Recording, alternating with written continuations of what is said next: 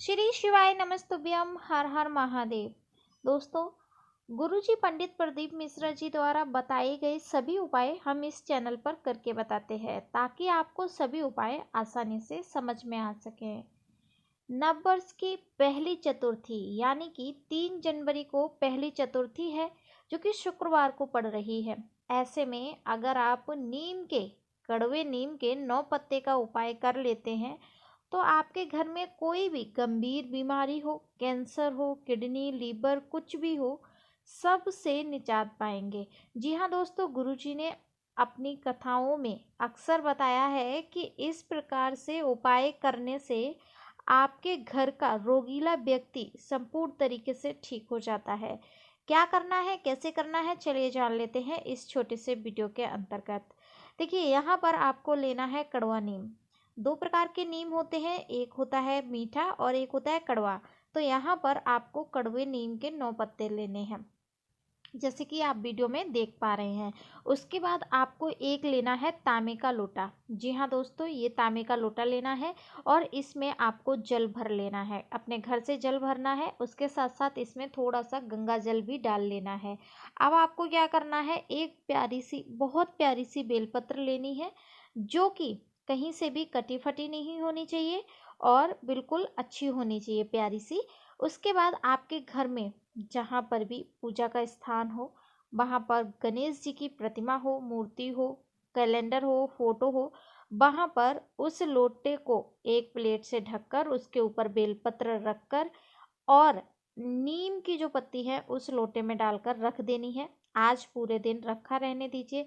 कल सुबह 10 बजे से पहले शिव मंदिर जाना है, यानी कि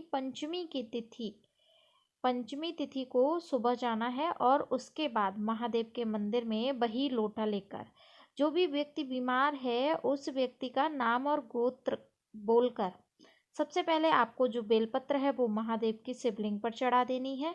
उसके बाद जो कड़वे नीम के पत्ते का जल है वो आपको श्री शिवाय नमस्तुभ्यम और कुंदकेश्वर महादेव, कौन से महादेव, गंभीर बीमारी या कोई भी बीमारी से मुक्ति दिलाने के लिए कुंदकेश्वर महादेव का नाम लिया जाता है। यहाँ पर कुंदकेश्वर महादेव का नाम लेना है।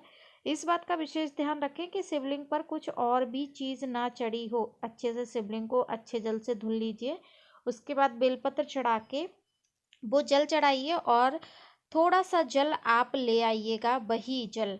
उसके बाद आपको अपने घर में जो भी रोगीला व्यक्ति है उसको पिला देना है। आप पाएंगे ऐसे 3 या 4 चतुर्थी करेंगे तो आप पाएंगे वो व्यक्ति की बीमारी धीरे धीरे खत्म हो जाएगी। चलिए वे अब चलते हैं दूसरे और विशेष उपाय की तरफ। यहाँ पर आप देख पा रहे हैं अष्टगंध चंदन लेना है और यहाँ पर आपको 21 दूर्वा लेनी है। कितनी दूर्वा लेनी है? 21 दूर्वा लेनी है। गुरुजी ने अपनी कथा में बताया है, ये बहुत प्यारा सा उपाय। अगर आपके घर में कोई भी व्यक्ति बीमार है तो ये उपाय करना है। कैसे करना है? एक लोटा लेना है, इसमें आपको जल भर लेना है। उसके बाद आपको कहाँ जाना है? शिवालय, शिव मंदिर में जाकर आपको सबसे पहले अशोक सुंदरी माता का जो स्थान है वहाँ पर चंदन का लेप कर देना है, पूरा चंदन लगा देना है। उसके बाद जो 21 दूर्वा है एक एक करके आपको वहाँ पर रख देनी है।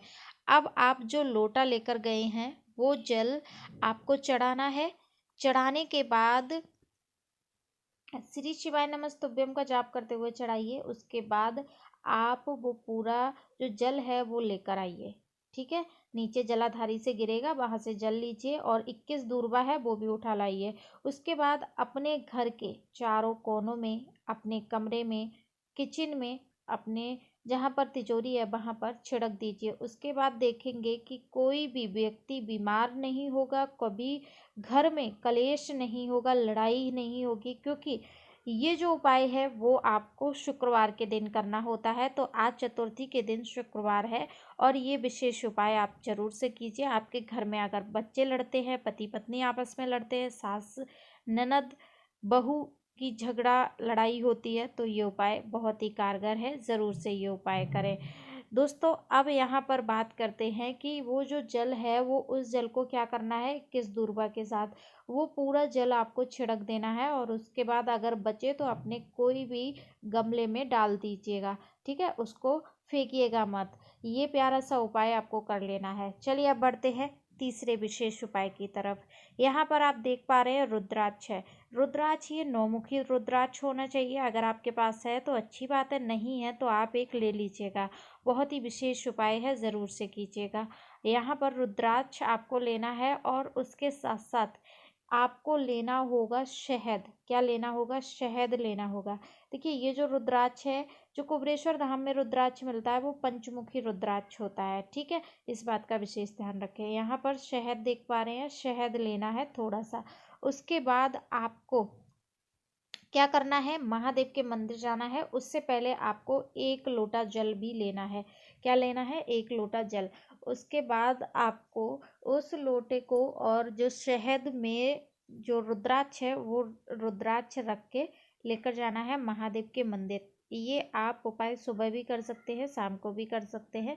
जरूर जरूर से कीजिए। अब यहाँ पर जो अशोक सुंदरी माता का स्थान है वहाँ पर वो जो शहद है उसका लेपन कीजिए, रुद्राक्ष वहीं पर रखिए, और उसके बाद उत्तर दिशा की तरफ मुख कर कर यानी कि दक्षिण दिशा में खड़े होकर आपको वो जल महादेव के ऊपर चढ़ाना है।